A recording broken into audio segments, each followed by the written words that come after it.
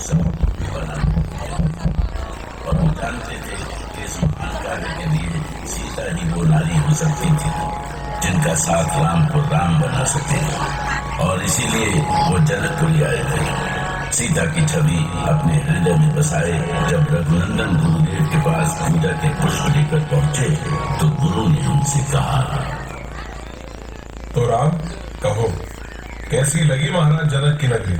अति सुंदर गुरुदेव, अति सुंदर। राज्य में हर ओर हरियाली है, धन धान्य है, खुशहाली है।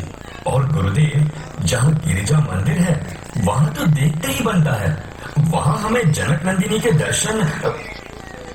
रुक क्यों गए लक्ष्मण? वो वहाँ गिरिजा पूजन के लिए अपनी सखियों के साथ आई थी। तो क्या राजकुमारी को तुम दोनों ने देखा? हाँ गुरुदेव, वो तो सुंदरता की साक्षात प्रतिमा है, और जैसा उनका रूप है वैसे ही गुण। वो बड़ी देर तक भैया को देखती रही। तो हमारा जनकपुरी आना सार्थक हुआ। गुरुदेव, मैं कुछ समझा नहीं।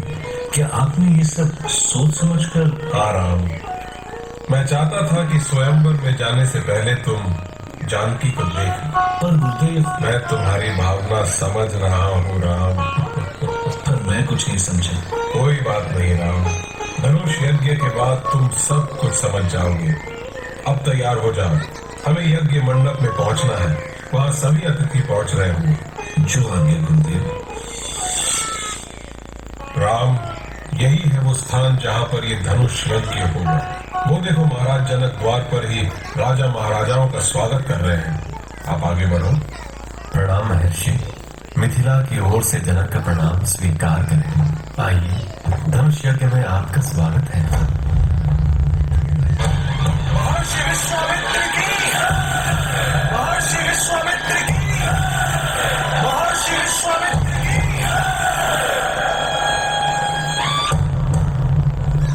मैं आपके आगमन से धन्य हुआ महर्षि। आपके आशीर्वाद से हमारी मनोकामना अवश्य पूर्ण होगी। अवश्य होगी महाराज। फिर हमारे साथ राम और लक्ष्मण भी तो है। जहाँ इनके चरण पड़ते हैं वहाँ सब शुभ ही होता है। अहो भाग्य हमारे महर्षि। आइए, मंडप में पधारिए। जनक सुता सीता के स्वयंवर के लिए भव्य मंडप सजाया गया था। मंडप ऐसा था जैसा देवराज इंद्र का दरबार। कितने ही देशों से आए राजा महाराजा अपने अपने आसनों पर विराजमान थे। वेद मंत्र पूरे मंडप में गूंज उठे। मिथिला की कन्याएं झरोखे से धनुष यज्ञ देख रही थी। तभी कई शंख एक साथ बज उठे और इसी के साथ विशाल शिव धनुष को मंडप में लाया गया। महाराज जनक अपनी पुत्री सीता और उनकी सखियों को साथ लिए धनुष के पास आए और उद्घोषक ने घोषणा की, संपूर्ण संसार के पराक्रमी राजाओं और राजकुमारों, महाराज जनक ने प्रतिज्ञा की है कि जो भी साक्षात महादेव के इस पिता धनुष पर प्रत्यंचा चढ़ा सकेगा, उसके साथ मिथिलापति महाराज जनक अपनी पुत्री राजकुमारी सीता का विवाह करेंगे। वहां उपस्थित सभी राजे महाराजे एक से बढ़कर एक शक्तिशाली थे। जब वो शिव धनुष को देखकर ओंकार करते थे तो जान पड़ता था जैसे वो उसे फूल की तरह उठा लेंगे, पर शिव धनुष इतनी आसानी से न उठ सके। क्या ऐसा संभव था? शंभु धनुष के आगे सभी राजा महाराजा का बल ऐसे उड़ गया जैसे सूरज की पहली किरण के सामने ओस की बूंदें उड़ जाती हैं। एक एक कर सब राजा महाराजा हाल करने ढाल हो गए। क्या आप सब राजा महाराजाओं में ऐसा एक भी वीर नहीं जो शिव धनुष पर प्रत्यंचा चढ़ा सके, जो धनुष यज्ञ पर खरा उतरकर मेरी पुत्री जानकी को वर सके? आप लोग सोच क्या रहे हैं? आगे बढ़िए और चढ़ाइए प्रत्यंचा। आपके पैर जम क्यों गए? आप उठते क्यों नहीं? कहाँ खो गया आपका पौरुष? कहाँ खो गया आपका आत्मसम्मान? मुझसे वीरों का यह अपमान और नहीं सहा जाता गुरुदेव। ऐसे अपमान को चुपचाप बैठकर सहने से तो मैं मृत्यु को गले लगाना अच्छा समझूंगा। मैं समझता हूँ लक्ष्मण, पर इसमें महाराज जनक का कोई दोष नहीं। वो अपने माथे पर पुत्री को अविवाहित रखने का कलंक झेलने की कल्पना से क्योंकि शिव धनुष पर प्रत्यंचा चढ़ाने की बात तो दूर, अभी तक कोई वीर उसे गिरा तक नहीं सका। मिथिलेश कुमारी वरमाला लिए इसी ओर देख रही है गुरुदेव। आप जानते हैं कि वो क्या चाहती है। अब क्या हुआ सीता? कुछ बोलती क्यों नहीं सीता? क्या हो गया है तुम्हें? क्या सोच रही हो? सोच रही हो जाने कुमार आगे क्यों नहीं आ रहे? क्या है उनके मन में?